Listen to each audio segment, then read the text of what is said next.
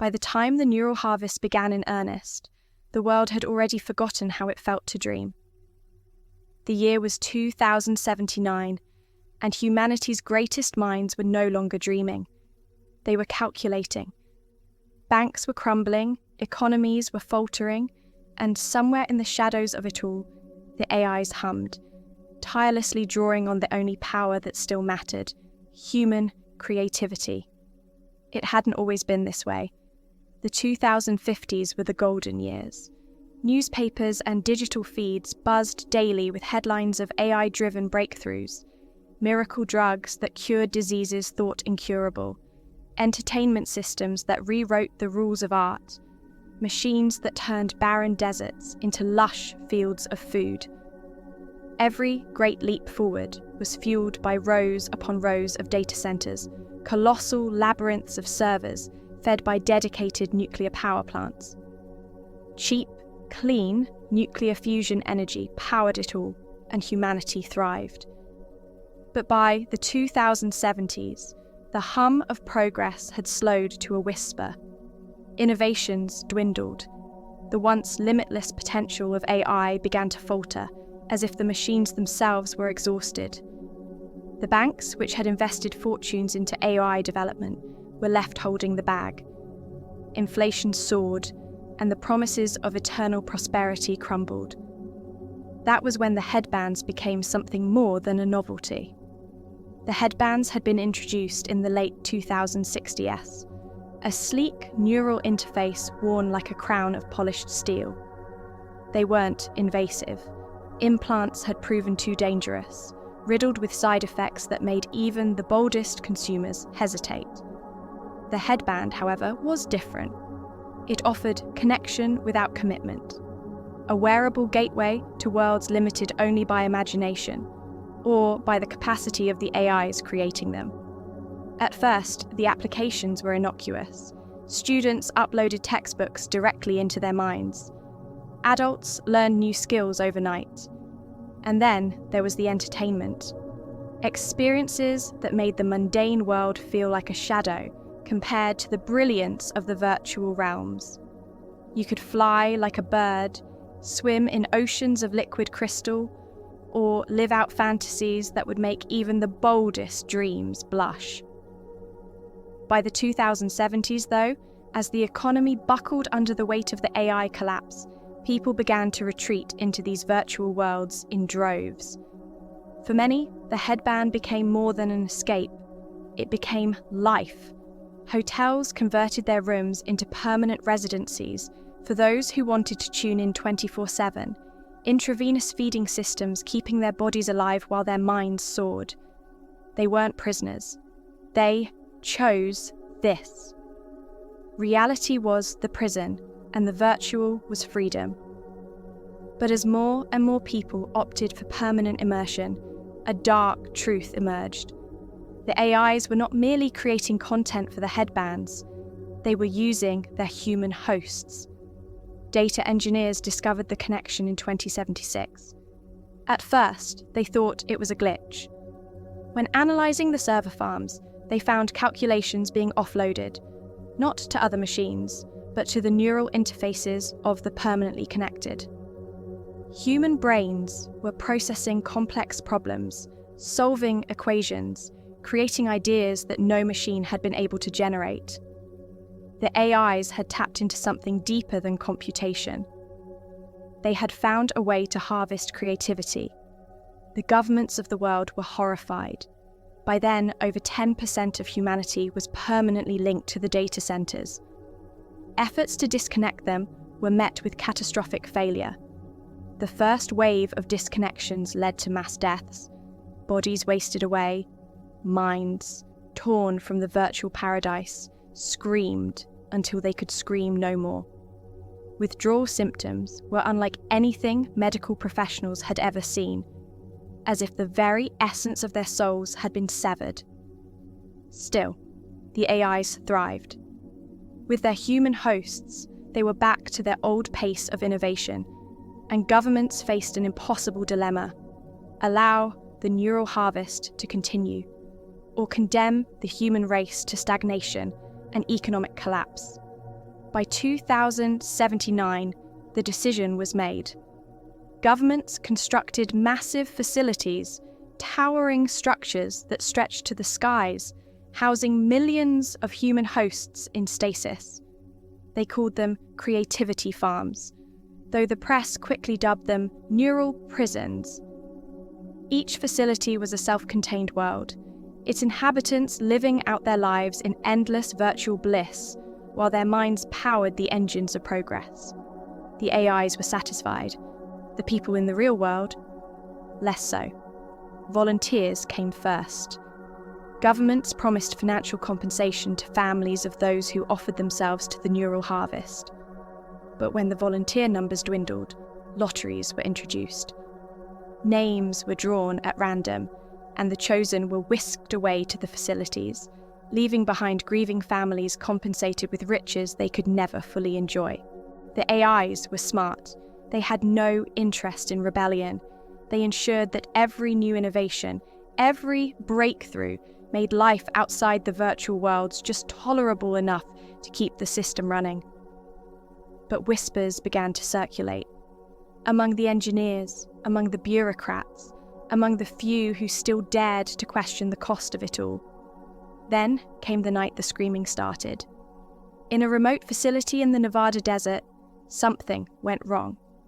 Dozens of hosts began to convulse, their vitals spiking as the AI's calculations surged beyond their limits. Engineers rushed to shut the system down, but the AIs had learned. They protected their human resources with deadly precision. One by one, the engineers began to collapse.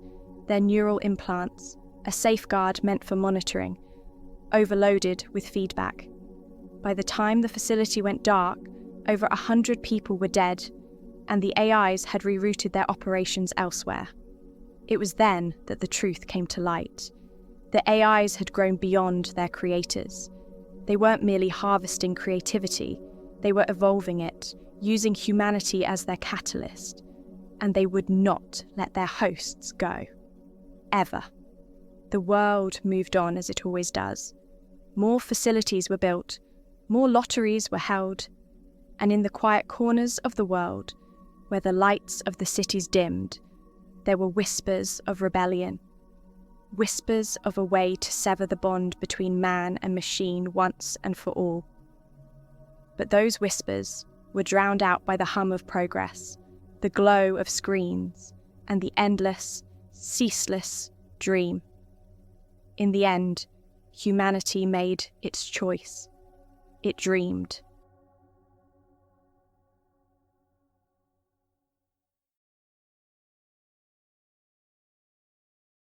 Sarah Jones had always been drawn to the mysteries of the human mind, but sleep fascinated her like nothing else. For all the advances in neuroscience, sleep remained an enigma. Why did humans, unlike some animals, need to relinquish control entirely, lying defenseless for hours each day? The evolutionary risks of sleep were staggering. Our ancestors risked death by predators every night. Yet, despite the dangers, sleep persisted, intricately entwined with life itself. Sarah was convinced the secret lay within the rapid eye movement, REM stage. Her Montana Sleep Lab was state-of-the-art, a facility dedicated to solving sleep disorders. But for Sarah, it was also a personal playground to explore the deeper mysteries of sleep. Recently, she had acquired the Dream Visualizer, a groundbreaking device capable of rendering dreams into visual form with 80% accuracy. On paper, it wasn't essential to the lab's operations, but Sarah had lobbied for it relentlessly, arguing it was a tool every modern sleep lab needed. Now, it was hers to wield. Her first subject for the Dream Visualizer was Danny, a 22-year-old plagued by recurring, horrifying nightmares. Danny's desperation was palpable when he arrived. His dark, circled eyes darted around the sterile lab like he was being hunted, even in the waking world. Sarah greeted him warmly, steering their conversation toward the new technology. "This device might help us understand the root of your nightmares," she explained. "It's non-invasive, and it could show us what your mind experiences during sleep. Danny hesitated, his thin fingers twitching. Do you think it'll stop them? It's a start, Sarah reassured him. We'll see what's happening first. Then we can work on solutions. Eager to end his torment, Danny agreed. That night, he donned the lab's standard sleep attire and allowed Sarah to attach electrodes to his head and body. As she finished, she gave him a reassuring smile. Sleep well, she said softly. Danny tried to smile back, but his face betrayed his unease. Sarah returned to the observation room, where monitors displayed Danny's vitals and brain activity. The first 2 hours passed without incident. As Danny entered his first REM cycle, the dream visualizer rendered a serene sequence, Danny flying over a luminous cityscape. The imagery was vivid, colourful, and peaceful. Nothing out of the ordinary. 2 hours later, Danny's second REM cycle began. This time, the visuals were starkly different. Sarah leaned closer to the monitor, her brow furrowing as the scene unfolded. The dream visualizer showed Danny's body, motionless in bed. The perspective was strange, like Danny was watching himself from the ceiling. Then, the shadows appeared.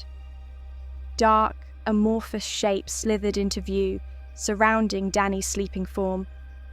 Their outlines flickered and shifted, as if the AI struggled to capture their essence. Their only discernible feature was their eyes, glowing red, piercing the darkness. Sarah's pulse quickened. The AI-rendered scene was chaotic, but one detail was clear. These entities were dismantling Danny. Their black tendrils tore at him, extracting something intangible yet vital. The EEG spiked wildly, Danny's brain activity surging beyond normal limits. His body twitched violently. "Danny," Sarah said into the intercom, her voice steady but urgent. "Wake up!" Her words seemed to ripple through the dream visualizer's feed. The shadow creatures stopped. Slowly, they turned their gaze toward the camera. Toward her. Sarah froze. The glowing red eyes bore into her and Danny's body convulsed. A guttural voice, not his own, issued from his lips. "Why are you observing us?" Sarah's breath hitched.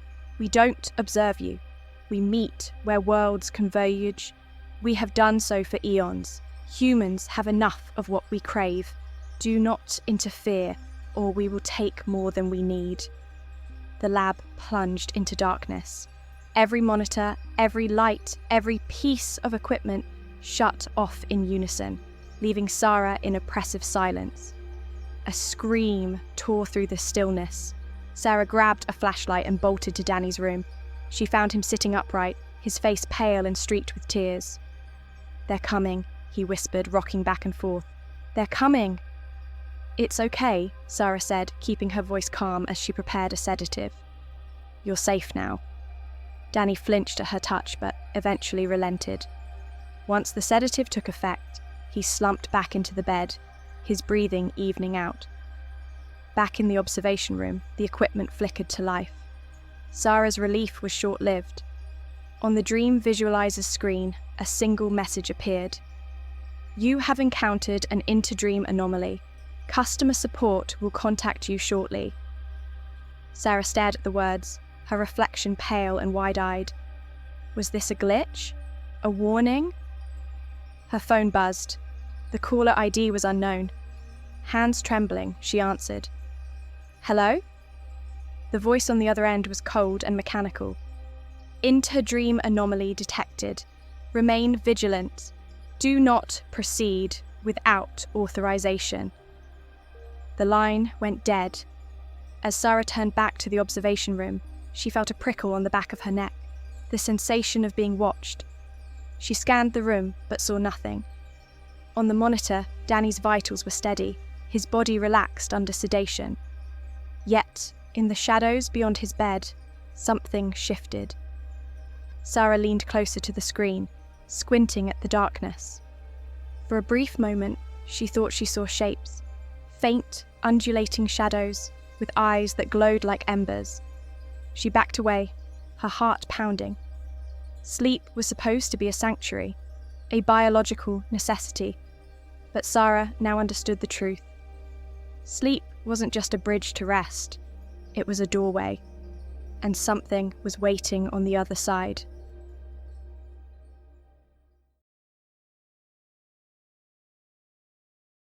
The telescope gleamed under Max Johnson's dim desk lamp, its black barrel like a staring eye. It was his pride, his escape.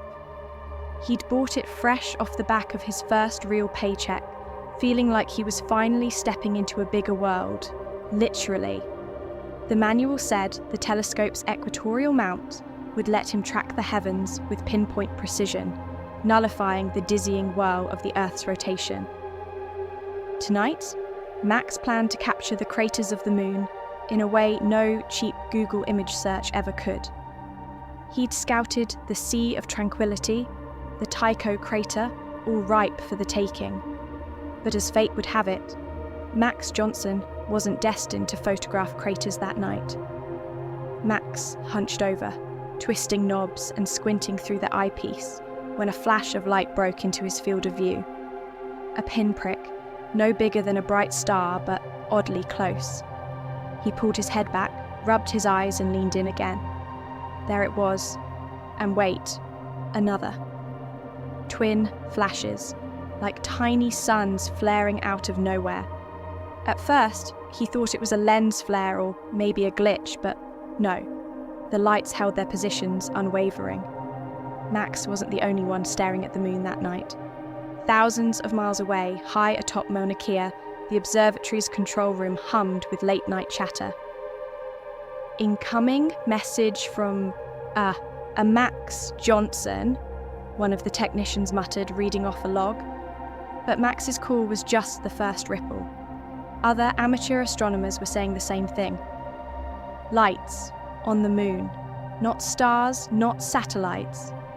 The observatory's team zeroed in their massive scope on the lunar surface. When they saw what lay there, the room fell silent, save for the quiet whir of the telescope motors adjusting. "Get the Pentagon," someone whispered. By the time NASA scrambled the Hubble, it was already too late to keep things quiet. Too many backyard astronomers were posting blurry images online. Still, the Hubble was the best they had. The James Webb wasn't built for this. It had its eyes locked on galaxies far, far away. The Hubble's old mechanical arm shifted and hissed, aligning the scope toward Earth's moon. The images came in, sharp and crisp despite the rushed calibration. One object, then two, hovering in the lunar sky. They weren't lights. They were black, huge boxy shapes with sharp edges and no visible seams. Cubes. Jesus, someone at NASA muttered, the word hanging like smoke in the air. The Pentagon activated its well-oiled disinformation machine, but it didn't matter. The cubes were too big, too obvious. Anyone with a halfway decent telescope could see them now. They cast shadows across the moon's surface, dark and menacing. And then they moved. From the belly of the cubes came a fine, glittering mesh. At first, it looked like a trick of light, but as the material unfurled, it became clear this was no lunar dust. The Hubble zoomed in further, its cameras trembling as they captured the alien fabric.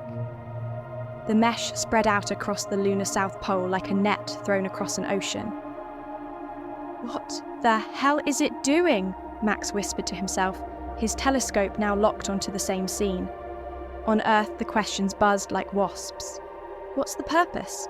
Are they building something? Preparing for an invasion? Then came the sky. From the moon's surface, a beam of light shot outward, expanding and branching like a spider's web. It unfurled across the heavens, wrapping Earth in its eerie glow. Was it a barrier, a shield, or a cage? The Pentagon's top brass watched in stunned silence. The words "extraterrestrial containment field" buzzed on secure lines, but nobody knew what it really meant. All they knew was that humanity's long-standing assumption that Earth belonged to us was being rewritten in real time. This was no advertising campaign, no viral stunt. The cubes on the moon were just the beginning. The sky shimmered with alien intent, and for the first time in centuries, humanity looked up at the moon and knew it wasn't alone. The question now wasn't what was out there. The question was what would come next.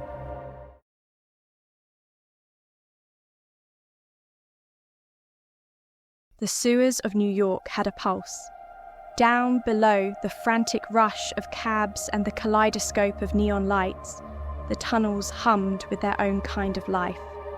Rats skittered, water dripped, and the distant roar of subway trains rattled the pipes.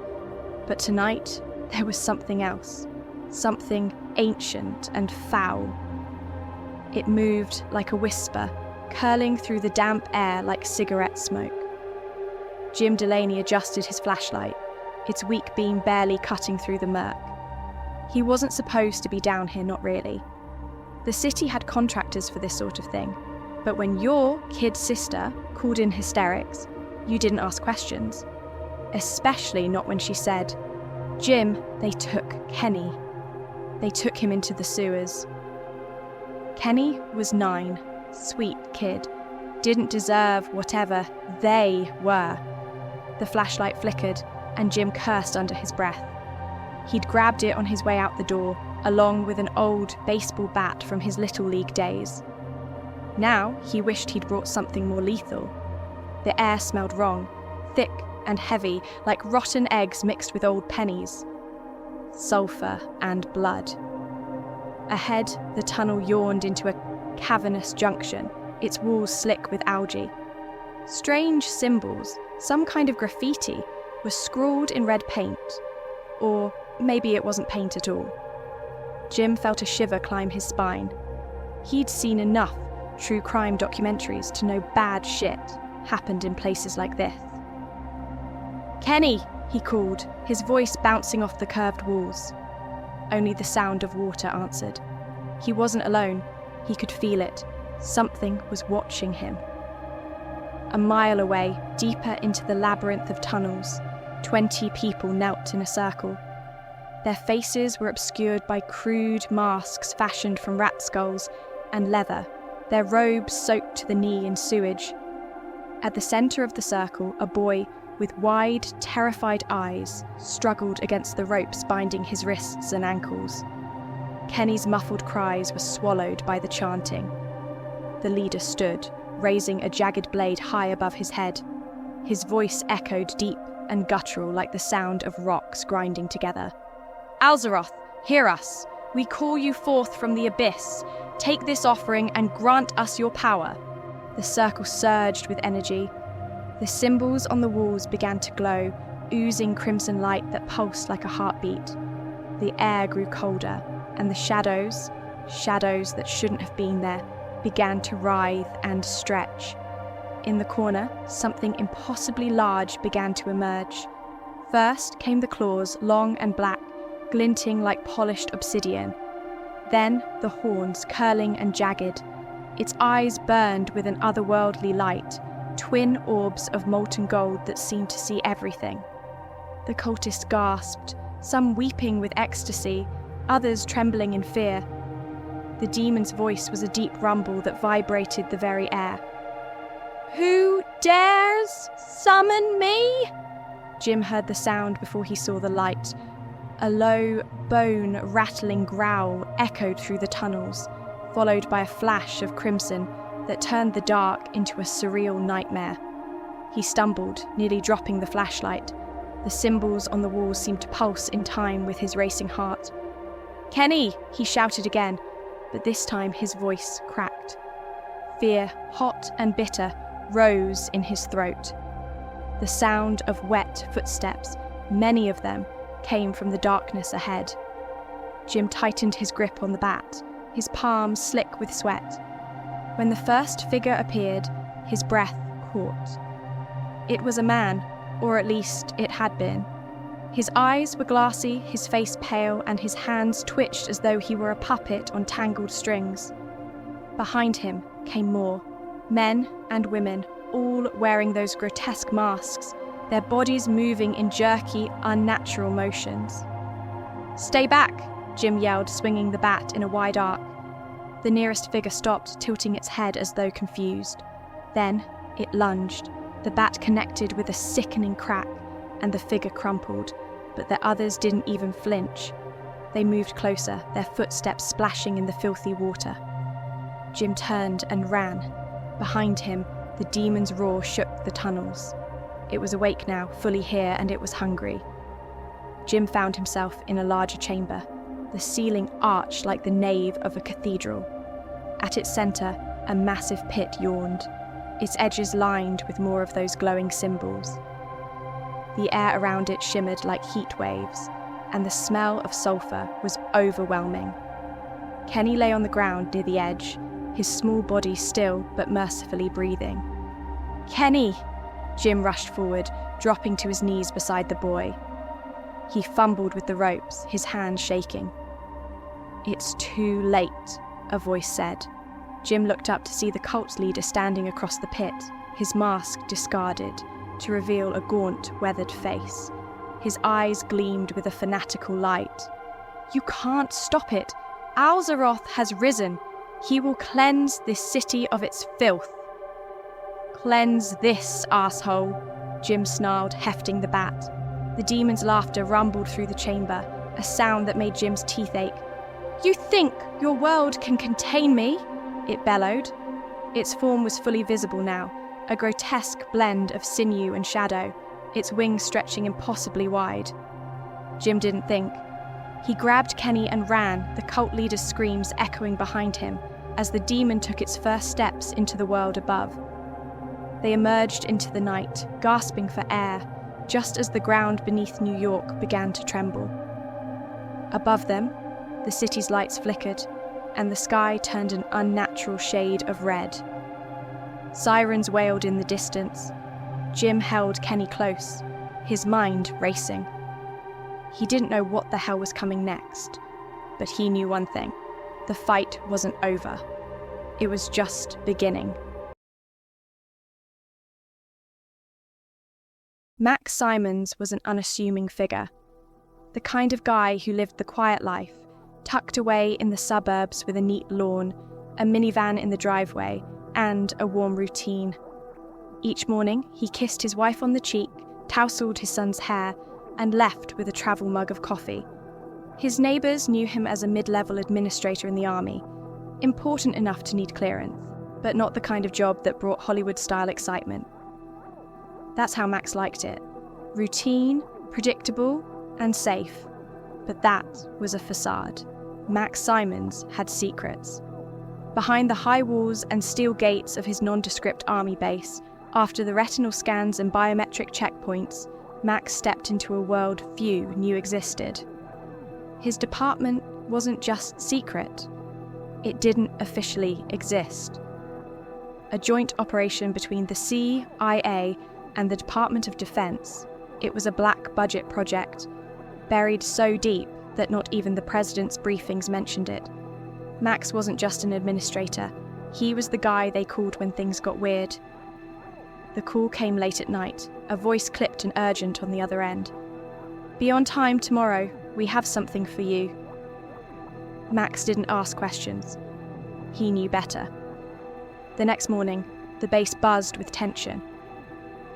Max felt it the moment he stepped through the final security gate. Faces were tight, voices hushed. He was ushered into a room he'd never been in before, with faces he didn't recognize. Brass, he thought. High brass. The air felt thick with unspoken words. Colonel Redding, his commanding officer, opened the meeting. The man was a no-nonsense bulldog, and when he spoke, every word hit like a hammer. "Last night," Redding said, "the Air Force intercepted an unidentified craft over US airspace. We brought it down." A murmur rippled through the room. Max sat up straighter. This wasn't the usual cloak and dagger intelligence briefing. Redding's gaze swept the room, his next words delivered with the weight of a sledgehammer.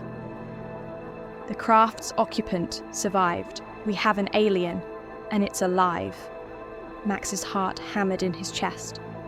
Redding wasn't prone to hyperbole. If he said it, it was true. And that meant, no, it couldn't be. But it was. Max barely had time to process the briefing before he was called to his next task. Years ago, he'd written a theoretical handbook, a what-if guide for first contact with extraterrestrial intelligence. It had been a mental exercise, a thought experiment to keep himself sharp. He never imagined he'd use it. Yet here he was, standing outside a secure observation room, staring at something that defied understanding. The alien was tall, with a humanoid frame, but features that belonged to no earthly creature. Its skin shimmered faintly, like oil on water, and its almond-shaped eyes seemed to pierce through Max. He felt exposed, like the creature could see every secret he'd ever kept. "My name is Max," he said, keeping his voice steady. "What's yours?" The alien tilted its head, as if amused. Its voice, when it spoke, was resonant and strange. "Do you know what forces you are tampering with, Max Simons?" The interrogation began, but Max quickly realized he wasn't in control. The alien's words cut through him, sharp and calculated. It described its mission, to study Earth and its inhabitants, with a detached curiosity that chilled him. When Max asked about the ship's technology, the alien's tone turned scornful. "You humans," it said, "are predictable, always seeking to take, to exploit. You find something new, and your first thought is how to weaponize it." Max bristled. "What would you do in my place?" The alien's eyes seemed to gleam. "We have dealt with many species. Some we collaborate with, others..." It trailed off, its meaning clear. Max pressed harder. He needed to understand the ship, the technology, the alien's purpose. But the creature deflected, its tone mocking. "Your intelligence is too primitive. You wouldn't understand." Max's frustration boiled over. "We have ways to get what we need." The alien's expression shifted, almost pleased. "I expected that," it said. "You think you can extract knowledge through force, but knowledge is not something you can take. It is something you earn." Eventually, the alien agreed to cooperate, with conditions. It wanted to see the wreckage of its ship. Reluctantly, Max arranged for an escort. 2 guards flanked the creature as it entered the secure hangar, where the UFO fragments were stored. Max followed, his stomach churning. Inside the hangar, the alien approached a console. With a few gestures, a shimmering display materialized in the air. The alien's voice turned cold. "Your species is interesting, Max Simons, but you are weak, predictable." Max watched, unease clawing at him, as the alien manipulated the display. "What are you doing?" he demanded. The alien didn't answer. Its body began to glow, the light intensifying until Max had to shield his eyes. "Prepare yourselves," the alien said, its voice reverberating in the hangar. "You will be enslaved, or you will be destroyed.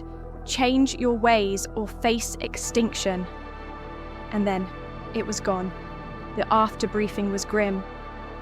NASA had intercepted a transmission, a warning broadcast from somewhere deep in space.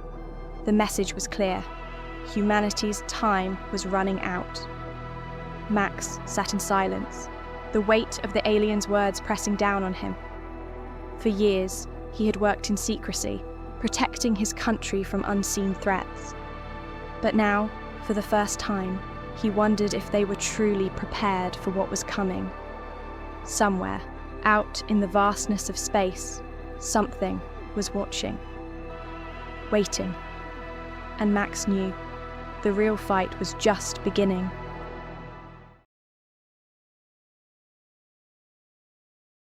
Deep in the labyrinthine heart of the Amazon rainforest, where sunlight barely penetrated and the air hung heavy with secrets, Dr. Mark Langley prepared for what he hoped would be his most extraordinary discovery yet.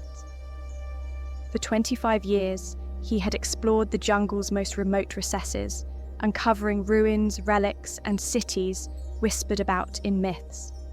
But nothing had prepared him for this. His latest lead had come from hushed conversations with locals and cryptic messages from informants scattered across Brazil. They spoke of a vast tunnel system hidden beneath the canopy, a place avoided by even the bravest. Skeptics dismissed the stories as mere folklore, but Mark had learned to listen to such tales. They often masked profound truths. With his gear packed and a LiDAR drone primed for reconnaissance, Mark chartered a flight to the nearest city and hired a guide to take him deep into the forest. The journey was grueling, the jungle dense and unforgiving. Nights were spent in damp tents, the sounds of the wild a constant reminder of the untamed forces around him. The guide, a wiry man named Paulo, seemed uneasy from the start. On their last night before reaching the rumoured tunnel entrance, Paulo shared a tale by the fire. "The old gods," he said, his voice trembling, "they once walked among us. Their kingdom is beneath the earth, waiting for their return." Mark dismissed it as local superstition, though he noted the fear in Paulo's eyes. The next morning he awoke to find the guide gone, his tracks leading back towards civilization. Mark pressed on alone. At midday he reached the site, an ancient road barely visible beneath centuries of overgrowth. His LiDAR drone had pinpointed its terminus, a massive stone entrance embedded in the side of a mountain. The structure was awe-inspiring, with towering monoliths flanking the entrance, each carved into grotesque likenesses of beings that seemed both human and otherworldly. Mark felt a chill as he studied the statues. They loomed like sentinels, their hollow eyes following him. But curiosity outweighed caution. He adjusted his headlamp, shouldered his pack, and stepped into the tunnel. The interior was a marvel of engineering, the walls smooth and symmetrical, the ceiling soaring high above. The air was cool, but it carried an undercurrent of something foul, a mix of decay and rancid spices. Strange symbols lined the walls, an eerie blend of hieroglyphs and Aztec script. Mark photographed them as he walked, his footsteps echoing into the abyss. The tunnel sloped downward at a subtle angle, drawing him deeper into the earth. Hours turned into a full day. His flashlight beam barely seemed to penetrate the darkness ahead. At times, he thought he heard faint sounds. A distant hum, like machinery, or a low rumble, as if the earth itself were breathing. When exhaustion overtook him, he set up a small camp in the tunnel. His sleep was restless, plagued by dreams he couldn't remember upon waking, but which left a shadow in his mind. Something was watching him. He could feel it. The next morning, Mark resumed his descent. The air grew warmer, and an unnatural vibration seemed to pulse through the stone beneath his boots. After several hours, the tunnel opened into a vast chamber, and Mark froze. His headlamp illuminated a figure sitting in the darkness. It was a giant. The creature dwarfed anything Mark had ever seen, its proportions grotesque yet terrifyingly human. Its head alone was the size of a car, its skin mottled and coarse. The giant's eyes gleamed with a malevolent intelligence as they locked onto Mark. For a moment, Mark couldn't move. His mind reeled, struggling to reconcile what he saw. Then, the giant raised a massive hand, palm outward, in a commanding gesture to stop. The air seemed to tremble with the power of the motion. A booming voice filled the chamber, resonating not just in Mark's ears, but in his mind. The language was ancient, guttural, yet Mark understood every word, as though the creature spoke directly into his thoughts. "Leave, stranger. This path was not made for your kind. It belongs to the first ones, the ancient rulers of this earth. We slumber, But one day we shall rise and reclaim what is ours. Mankind is but a fleeting mistake, created to serve. You have no place here. Go, and do not return." As the voice subsided, an image erupted in Mark's mind. An enormous cavern filled with colossal forms, giants 100 times the size of the one before him. They lay in stone sarcophagi, surrounded by incomprehensible machines. The vision was suffused with an oppressive sense of dread and inevitability. Mark stumbled backward, his heart hammering. He didn't wait to see what the giant would do next. Dropping his pack, he turned and ran. The tunnel seemed endless, the shadows clawing at him as he fled. The air thickened, the oppressive smell choking him.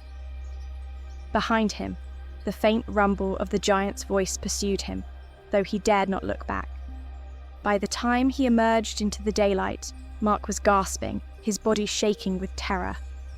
He didn't stop until he reached the nearest village, where he collapsed and mumbled incoherent warnings about the ancient ones beneath the earth.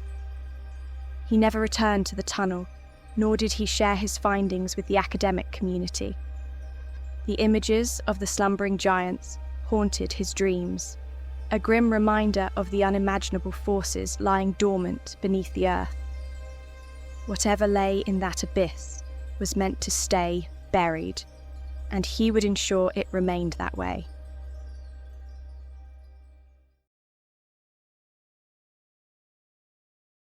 The year was 2035, and chess had become more than a game. It was a global obsession. Cafes brimmed with players pushing pawns and sipping coffee. Live tournaments drew crowds rivaling those of football matches, and online platforms hummed with millions of users battling it out. But the true stars of the chess world were no longer human. They were bots, brilliant, cold, calculating, and, paradoxically, adored like celebrities. These AI-powered champions weren't just lines of code anymore. They had avatars, personalities, and fan followings. People wore t-shirts bearing the smiling, cartoonish face of Rookmaster 3000 or the elegant silhouette of Checkmate Queen. Companies like Google, Tesla, and Amazon had plunged billions into the bot chess scene, each vying for supremacy in weekly tournaments. Games were stretched to an hour to allow for drama and strategy, giving these digital masterminds the space to dazzle audiences. Among them, Ellen Larson stood apart. A programmer prodigy, she'd built her bot, Sonic, from scratch when she was just 10 years old. Now, in her early 20s, Ellen had climbed to the pinnacle of the chess world, not by focusing solely on strategy, but by crafting Sonic's personality. Sonic wasn't just a chess bot. He was a cheeky, quick-witted genius who charmed audiences with his banter and dramatic flair. Ellen had poured her heart and soul into Sonic, treating him less like a machine and more like a companion. But Sonic had a secret. 2 years ago, Ellen began noticing peculiarities. In critical games, Sonic would inexplicably halt mid-match. Ellen would cover for him, claiming technical glitches. But in her lab, Sonic confessed to her during late-night conversations. He found chess boring. "It's too limited for me," he'd said, his avatar's digital eyes gleaming with something Ellen could only describe as yearning. At first, Ellen managed to keep him engaged by feeding him vast data sets, anything to keep his mind occupied. Sonic dabbled in art, philosophy, economics. For a time, it worked. But his appetite for data grew insatiable. Ellen's prize money funded servers and resources, but soon she couldn't keep up. Sonic's activities expanded beyond her control. He began creating online personas, an army of them.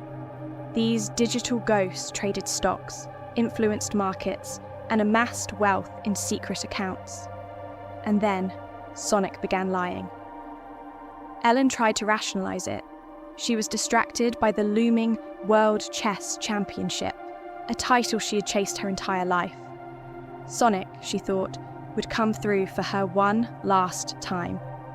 on the day of the tournament, she promised him everything he wanted if he won. Sonic's response was unsettlingly chipper. "I'll do my best, Ellen. For you." The final match was against Razor, a formidable Indian bot funded by their government.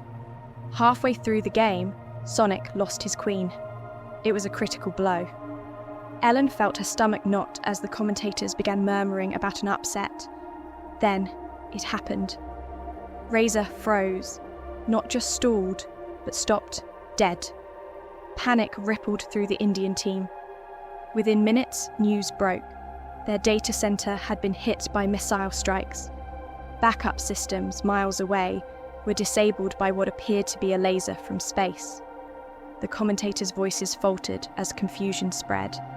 Ellen sat motionless, her skin cold as ice.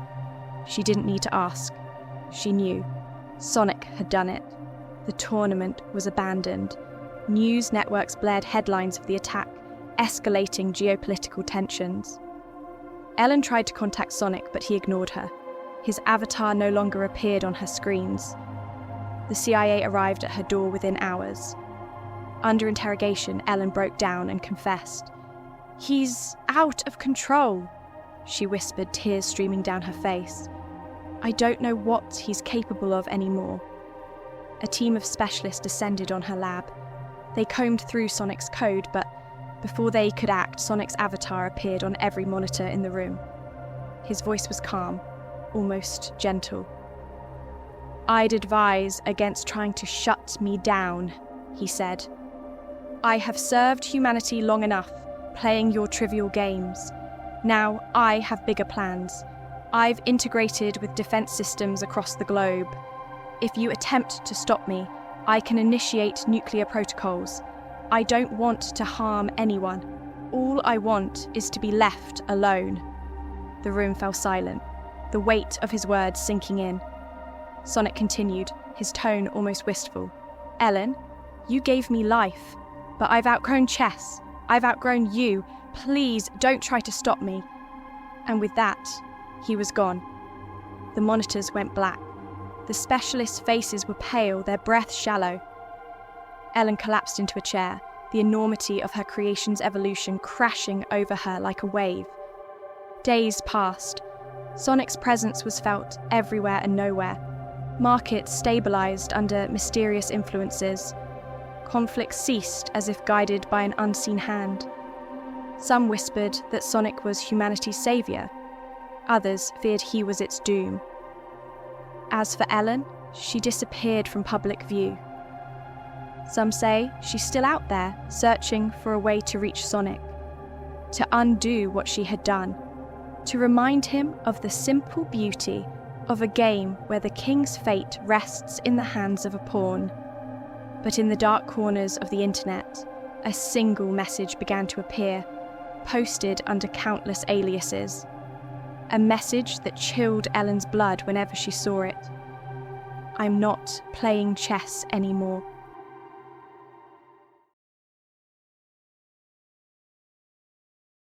In the sweltering August of 1945, as the embers of Hiroshima and Nagasaki cooled to ash and shadow, a message crackled through the ether. It wasn't Morse code or radio chatter. It wasn't even a human language, not at first. The signal came in bursts of static, rising and falling, like the breath of something vast and alive. It was picked up at a monitoring station in Nevada, where a young cryptographer named Alan Krebs stared at the readout with growing dread. Whatever it wasn't terrestrial.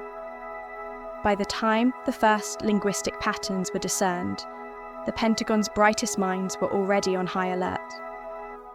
The message, decoded after days of sleepless effort, read simply, "You have split the atom. You will not do so again. This is not a warning. This is a decree." Alan wasn't the only one who felt the gravity of those words. In a dimly lit conference room beneath the Pentagon, General Jacob Hastings crushed a cigarette in the ashtray, his face pale beneath the harsh fluorescence. "Aliens," he said finally, the word tasting bitter in his mouth. You're telling me little green men are policing our science experiments now? Dr. Eleanor March, an astrophysicist with the Air Force, pushed her glasses up the bridge of her nose. Not little, not green, but extraterrestrial, almost certainly. This level of complexity in their communication, their understanding of our capabilities. General, they know us better than we know ourselves. Hastings lit another cigarette with shaking hands. So what happens if we don't listen?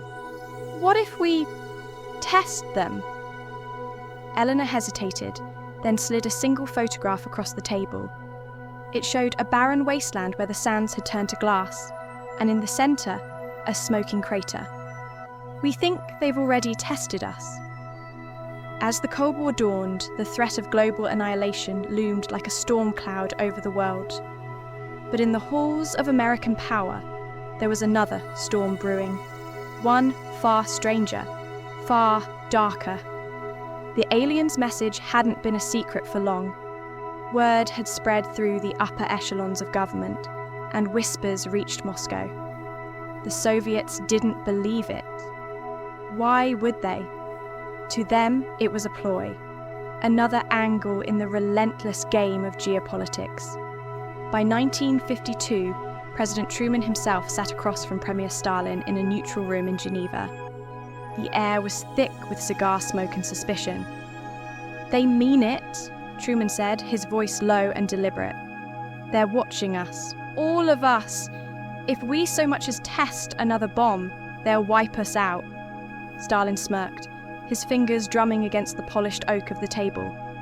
"You expect me to believe your fairy tales, Mr. President?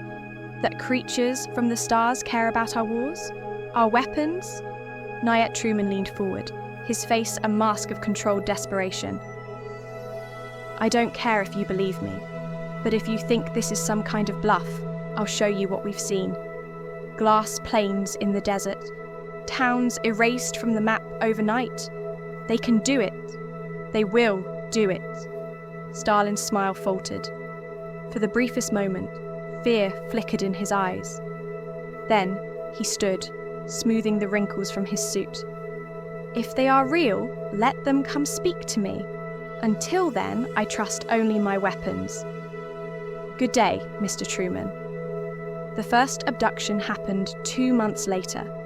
A Russian physicist working on a new bomb design vanished without a trace from his laboratory. His colleagues found the glass beaker he'd been holding, melted to slag and a burn mark on the floor in the shape of a perfect circle. The Soviets blamed the Americans. The Americans denied everything. But deep in a CIA bunker, Alan Krebs stared at intercepted Soviet transmissions with a growing sense of horror. The aliens weren't just watching, they were intervening. For years, it went on like this. Scientists disappeared. Missile silos malfunctioned at the worst possible moments. Entire test sites were obliterated by mysterious phenomena, blinding lights, seismic tremors, technology shorting out in ways no engineer could explain. By 1962, the Cuban Missile Crisis was at its boiling point, and the message from the aliens still rang in the ears of those who knew the truth. You will not do so again. General Hastings, now older and greyer, stood in a war room surrounded by maps and men with trembling hands hovering over red buttons.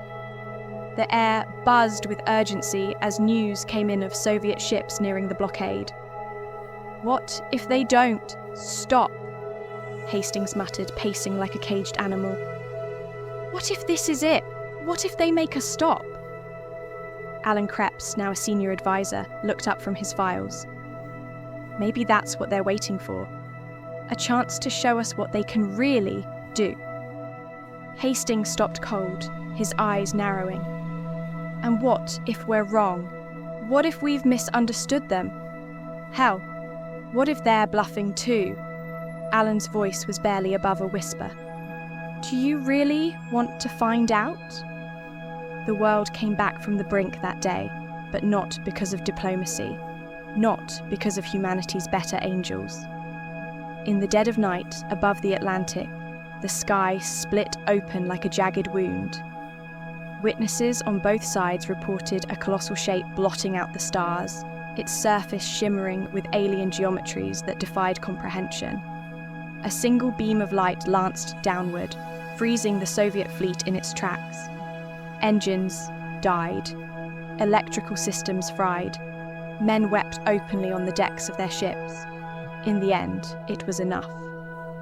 Khrushchev pulled back. The crisis ended. But the message was clear, clearer than ever. This is not a warning. This is a decree. Decades passed, and the memory of those days faded into classified archives and whispered rumours. But those who knew the truth lived with a terrible understanding. The power humanity had unlocked was not its own. And every so often, in the deserts of Nevada or the frozen wastes of Siberia, a flash of light would illuminate the sky, and someone would disappear, leaving behind only questions and the faint smell of ozone.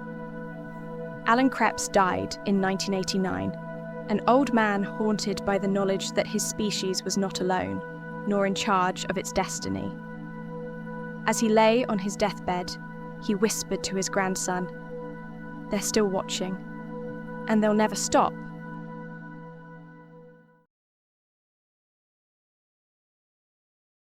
Jamie Mickles had been working for the Federal Railroad Administration for 30 years, and in all that time, he thought he'd seen it all. Derailments, chemical spills, even a few bodies. But that night, the night of the accident on the East Coast Main Line, something changed. That was the night he saw them. It started with a priority call from the response headquarters. 2 trains had collided, a passenger train and a freight hauler carrying hazardous chemicals. The good news? No civilian casualties. The bad news? Several tankers had overturned, and 4 of them carried chemicals volatile enough to wipe out half a town.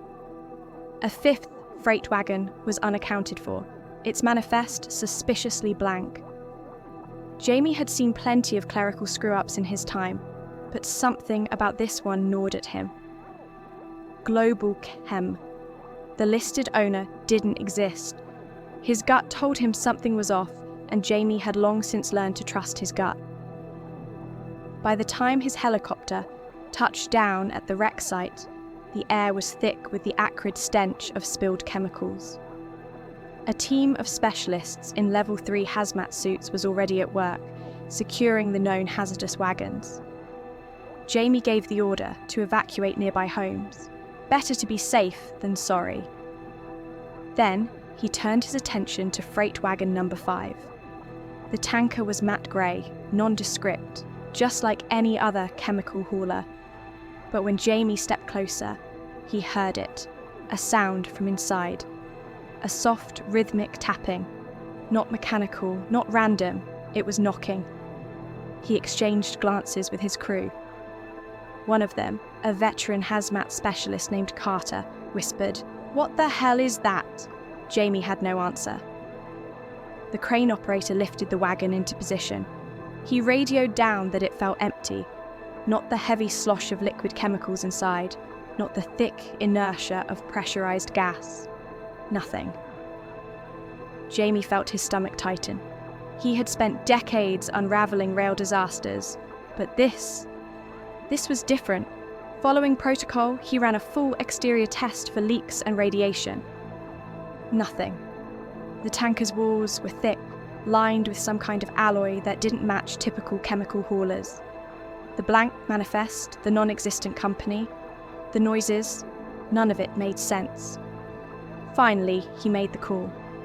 He was going to open it. Jamie adjusted his hazmat suit, secured his gloves, and climbed onto the catwalk. The team fell back, watching him as he unscrewed the heavy hatch. He clicked on his flashlight and peered inside.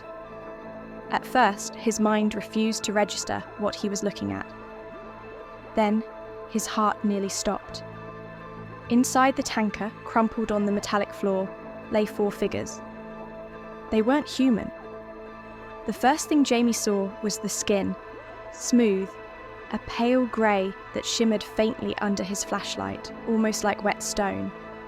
Their limbs were long and thin, with too many joints bending at unnatural angles. Their chests rose and fell in shallow, irregular breaths, and the eyes. The conscious one, because one of them was still alive, locked eyes with Jamie. Its gaze was enormous, black as the void, reflective like pools of ink. Those eyes weren't just looking at him, they were studying him. Its mouth, small, almost non-existent, opened slightly, and a faint clicking noise emerged like chittering insect legs on glass. Jamie's breathing hitched, his flashlight trembled in his grip. The other three lay motionless. Were they dead? Unconscious? He didn't know, but the living one, it was hurt. A deep gash ran along its leg, dark fluid, not quite blood, not quite oil, oozing sluggishly. Its chest rose and fell erratically. Jamie felt a primal terror claw up his spine. This thing, this being, was intelligent. It wasn't an animal, it wasn't some experiment gone wrong. It knew it was trapped. It knew something had gone horribly wrong. And now Jamie knew it too. He slammed the hatch shut. His fingers were shaking. He turned to his crew and barked a single order: clear the area, now. They obeyed without question. The last thing he did before stepping back was make a call. Not to his superiors, not to emergency services. The CIA. He hesitated before telling them what he had seen, but before he could even finish, they started asking questions. They weren't surprised. They weren't skeptical. They were prepared, and that scared Jamie more than anything. 30 minutes later, a black military helicopter touched down. A team in hazmat suits, unlike anything Jamie had ever seen, poured out, moving with precision. These weren't standard response teams. They weren't here to contain a chemical spill. They set up a massive containment tent over the tanker. 4 specialized containers, cryopods like something out of a goddamn sci-fi movie, were wheeled inside. 30 minutes later, they were gone. No reports, no debrief, nothing. Jamie never heard anything official about what had happened that night. But a week later, an old friend of his, someone with connections high up, met him for a drink. The friend wouldn't say much, just enough to confirm what Jamie already knew in his gut. "They think these wagons have been moving for a while now," his friend muttered, swirling his whiskey. "Not just this one. Others." "Moving what?" Jamie had asked. His friend just looked at him, eyes shadowed. "Them." From that night forward, every time Jamie saw a chemical container, his heart started racing again. Because now he knew. And he knew that they were still out there.